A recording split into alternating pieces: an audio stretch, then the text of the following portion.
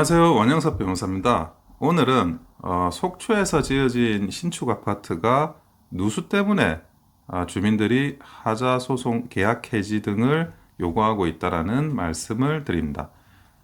새로 신축한 아파트가 문제가 있다 그러면 정말 속상하죠. 입주를 했는데 여기저기 문제가 터져 나오면 이거를 도대체 어떻게 해야 될지 많은 기대를 가지고 희망을 가지고 입주를 손꼽아 기다렸었던 많은 수분양자들이 정말 하늘이 무너지는 그런 아주 큰 낙심을 하게 됩니다.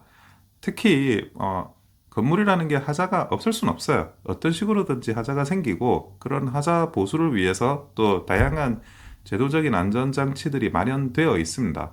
특히 이제 뭐 하자 보수 보증서도 끊어야 되고 그리고 하자 소송을 하는 함에 있어가지고 시공사가 그런 이제 하자 보수에 대한 또 책임을 져야 되는 그런 여러 가지 이제 제도적인 안전장치는 있는데 다만 어쨌든 그 수분양자 입장에서는 이미 뭐 입주해가지고 몇 년 살아보는 것도 아니고 그리고 이미 입주하자마자 물이 샌다라고 하는 거 이런 것들에 대해서는 참 답답하기 그지없는 그런 상태가 되는 겁니다. 우선은 최대한 이제 이 수리를 해야 되고요. 제가 그 수리를 해야 된다라는 거는 이것을 누수 가지고 계약을 해지할 수 있느냐 이 문제가 사실은 좀 어려울 수 있다는 말씀을 드리는 거예요. 무슨 말이냐? 판례가 이제 인정하고 있는 그런 내용들을 보면 하자가 중대할 경우에 계약을 해지할 수 있다라고 판시하고 있습니다.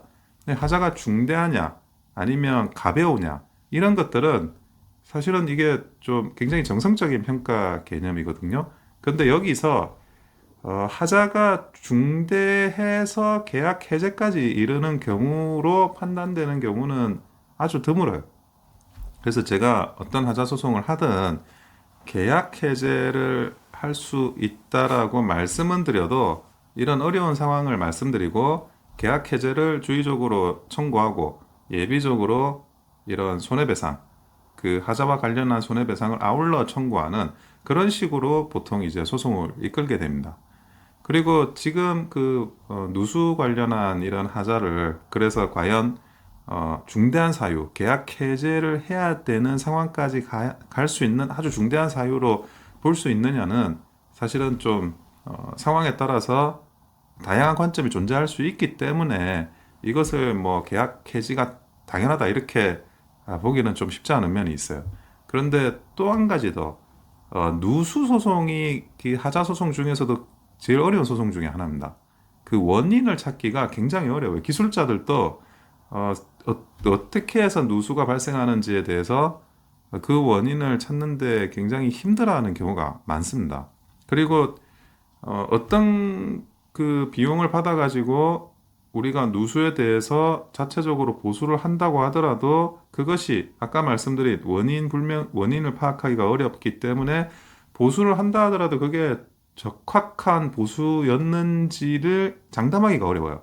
이게 굉장히 어려운 건데 우선은 시공사가 이제 하자 보수를 하게 되니까 어떻게든 시공사한테 하자 보수를 하도록 맡겨야 됩니다.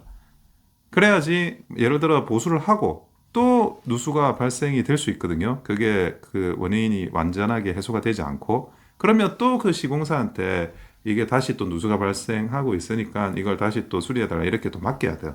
그런데 굉장히 조금 성급하고 이런 좀 급한 마음에 소송을 해버리는 경우가 있을 수가 있는데 그러면 소송이란 건 뭐냐면 하자 보수 비용을 우리가 받아서 우리가 수리하는 겁니다.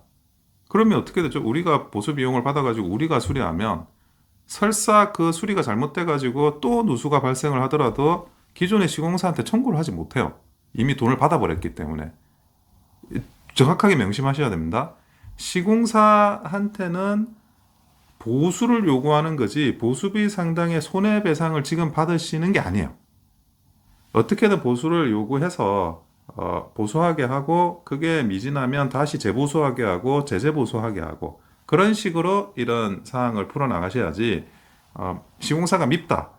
뭐 시공사에게 기대할 게 없다. 이렇게 조금 섣불리 생각하면서 돈으로 받겠다. 이렇게 판단하시는 것은 좋은 방법은 아닙니다. 그래서 이번에 그 속초에서 이 신축 아파트에서 누수가 발생하는 거 굉장히 입주민들 입장에서는 마음이 많이 상하실 거라고 생각합니다. 그래도 냉정하게 판단하셔가지고 계속 이 시공사의 누수에 대한 그런 보수, 재보수, 제재 보수를 계속 요구하는 방식으로 사안을 관리해 나가는 것이 중요하다는 말씀을 드립니다. 이상 원영섭 변호사였습니다. 좋아요와 구독은 큰 힘이 됩니다. 감사합니다.